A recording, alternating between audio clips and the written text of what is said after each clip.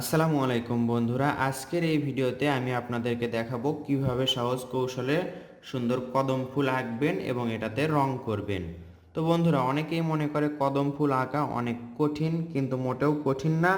একবার শিখতে পারলে আপনার কাছে অনেক সহজ মনে হবে, তবে কৌশলে শিখতে হবে। এই ভিডিওটি দেখে আপনি কৌশলে শিখতে পারবেন এবং অন্যকেও শেখাতে পারবেন। দেখুন, একটা বৃত্ত আঁকলাম, বৃত্তর মাঝে আরেকটা বৃত্ত।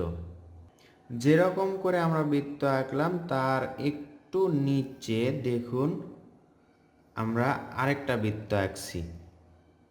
এটার মধ্যে আমরা রং করব। তো বন্ধুরা দেখুন, আরেকটু কমায় নিয়ে, এই তো এরকম করে কমায় নিয়ে আরেকটি বৃত্ত আঁকবো আমরা। আশা করছি এটুকু আঁকা আমাদের জন্য অনেক সহজ হবে। যেভাবেই পারেন আপনি বৃত্তটা আঁকতে পারেন, আপনি হাত দিয়েও আঁকতে পারেন। এরপর কি করব, উপর দিকে দেখুন এভাবে করে একটা ডাল দিব। এরপর এটা আমরা ডাবল করব, এখান থেকে এভাবে করে ডাবল করে উপর দিকে তুলে দিব। আবার এখান থেকে দেখুন এর মাঝে থেকে উপর দিকে এভাবে একটা ডাল দিব। আবার এখান থেকে আরেকটা ডাবল দাগ দিয়ে দিব। এরপর দেখুন আমরা এখান থেকে এইভাবে করে একটা পাতা আঁকবো।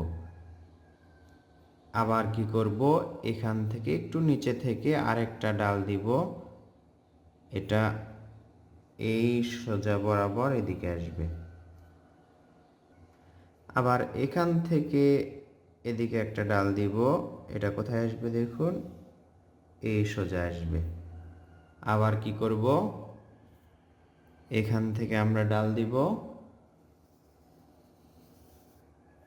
এদিকে আসলো। আবার এটা বরাবর আরেকটা ডাল দিলাম। যেইগুলো দাগ দেখতে পাচ্ছেন সেগুলো আমরা ডাবল করে দিব। প্রত্যেকটা দাগ আমরা ডাবল করব। এইবার আমরা পাতার শেপ আঁকবো। এখান থেকে দেখুন এভাবে করে কদমের পাতা এরকম হয়। এখন শুধু পাতা আঁকতে হবে। এখান থেকে এভাবে এই বরাবর এই পাতার সাথে, আর এখানে যদি হয় তাহলে এই বরাবর এই পাতার সাথে। তাহলে এই ডালের এই পাতার এই দাগটা মিশে দিতে হচ্ছে আমাদেরকে। পাতা আঁকাটা আপনারা কঠিন ভাববেন না, এটা কিন্তু অনেক সহজ। এখান থেকেও এভাবে বোঝালাম যে এখানে পাতা আছে। এরপর এখান থেকে দেখুন এভাবে এটার সাথে লেগে দিলাম। আবার এখান থেকে এভাবে এটার সাথে লেগে দিব। এখানে আরেকটা পাতা। পাতার মাঝে যে দাগগুলো হয় এটা আমরা আগে আঁকবো না, রং করার পরে আঁকবো। বন্ধুরা দেখুন, আমরা গাঢ় সবুজ রং নিয়েছি, প্যাস্টেল রং নিয়েছি। এরপর আমরা সবগুলো পাতায় একেবারে সবুজ রং করব।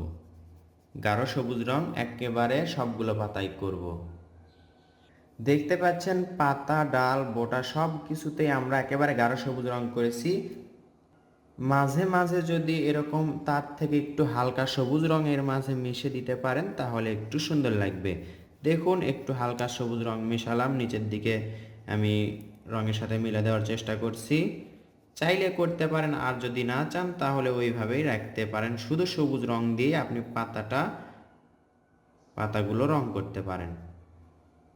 আমি কি করছি, হালকা সবুজ রং দিয়ে নিচের দিকে করছি। এই রংটা আপনি পাতার মাঝে এদিকে ওদিকে দিতে পারেন, যেমনটা এই পাতায় দিচ্ছি। দেখুন, যদি রঙের মিশ্রণ করা হয় তাহলে অবশ্যই সুন্দর লাগবে। সহজভাবে যদি করতে চান তাহলে একেবারে গাঢ় সবুজ দিয়েই করা যাবে। কদম ফুলের পাতায় রং করা শেষ হওয়ার পরে দেখতে পাচ্ছেন কমলা রং আমরা এই কদমের মাঝে করব, শুধু সাইডে বাদ রেখে। কদম ফুলের মাঝে তাহলে আমরা গাঢ় কমলা রং করলাম। এরপর দেখতে পাচ্ছেন গাঢ় সবুজ একটা পেন্সিল রং নিলাম। পেন্সিল রং নিয়ে এভাবে করে দাগ দিতে হবে। দেখুন এভাবে করে দাগ দিলেই তাহলে কদম ফুলের যে সাদা অংশটা আছে এটা বোঝা যাবে। দাগগুলো গাঢ় করে না দিয়ে আমরা এভাবে হালকা করে দিতে পারি। এরপর দেখুন কদমের শেপটা চলে আসার পর আমরা কি করব, মাঝে যেই কমলা রং আছে এর মাঝে কারেকশন পেন দিয়ে এভাবে করতে পারি যদি থাকে। আর যদি না থাকে তাহলে আরেকটা কাজ করতে পারেন, সেটা হচ্ছে প্রথমে আমি এটাতে সেটা করে দেখাবো, কারেকশন পেন দিয়ে সাদা করে দেখাচ্ছি। এরপরে বিকল্পটা আপনাদেরকে দেখাবো। যদি আপনাদের কাছে এটা না থাকে তখন কি করবেন, তখন আপনি দেখতে পাচ্ছেন এই যে ব্লেড আছে, এই ব্লেডের মাথা নিয়ে এভাবে করে রঙগুলো একটু একটু করে তুলতে থাকবেন। একটু একটু করে তুললেই দেখবেন সাদা হয়ে যাচ্ছে এর মাঝে। দেখুন এভাবে করে আপনি কদমের মাঝে সাদা দাগ আঁকতে পারেন। রং দিয়ে করতে চাইলে এটা অনেক কষ্টকর হবে, কারণ প্যাস্টেল রঙের মাঝে যদি প্যাস্টেল সাদা রং বা পেন্সিল কালার রং দিয়ে যদি আঁকতে চান তাহলে দেখা যাচ্ছে সেগুলো রং স্পষ্ট হবে না। এজন্য রঙগুলো তুলে সাদা করাটাই সবচেয়ে বেশি ভালো হবে। ব্লেড বা ধারালো কিছুর মাথা দিয়ে এভাবে রং তুলে সাদা করা ভালো। ব্লেড দিয়ে এভাবে তুললেই, ব্লেডের মাথাটা একটু এভাবে নিয়ে দেখুন তুললেই, মোটা মোটা করে দাগ তুললেই তাহলে কদম ফুলটার সুন্দর শেপ বা আকৃতি আসে। এবার দেখুন কারিশমা, এই যে দাগ দেখতে পাচ্ছেন এই দাগের মাঝে আমরা ব্লেড দিয়েই দাগ তুলব, তাহলে একটু হালকা সবুজ বা সাদার মতো রং আসবে। এভাবে আমরা উপর দিকে মোটা এবং নিচের দিকে চিকন দাগটা তুলব। প্রত্যেকটা পাতার মাঝে এভাবে দাগ তুললেই সুন্দর লাগবে। এরপর আমরা কি করব, দেখুন দাগ না দিয়ে আমরা ব্লেড দিয়ে যদি এভাবে দাগ তুলি তাহলে কিন্তু বেশি সুন্দর হবে এবং সাদা সাদা দেখা যাবে। দেখুন এটাই কিন্তু সহজ এবং সুন্দর কৌশল। এই তো দেখুন আমি আঁকছি, সুন্দর লাগছে। প্রত্যেকটা পাতায় আমরা এভাবে আঁকবো। এই কদম ফুল আঁকার কৌশল এবং রং করার কৌশলটি আপনাদের কেমন লাগলো এটা অবশ্যই কমেন্ট করে জানাবেন। আপনাদের শেখাতে পারলেই আমার সার্থকতা। আমি চাই আপনাদের সহজ কৌশলে শেখানোর, যেন আপনি শিখে অন্যকে শেখাতে পারেন।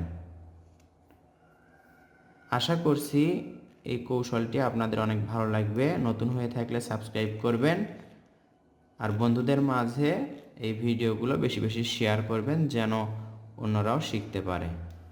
ছোট বাচ্চাদের জন্য এটা একটি বিশেষ উপযোগী চ্যানেল।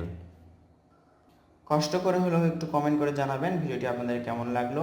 ভিডিওতে লাইক করবেন। দেখা হবে ইনশাআল্লাহ নতুন ভিডিওতে। আসসালামু আলাইকুম।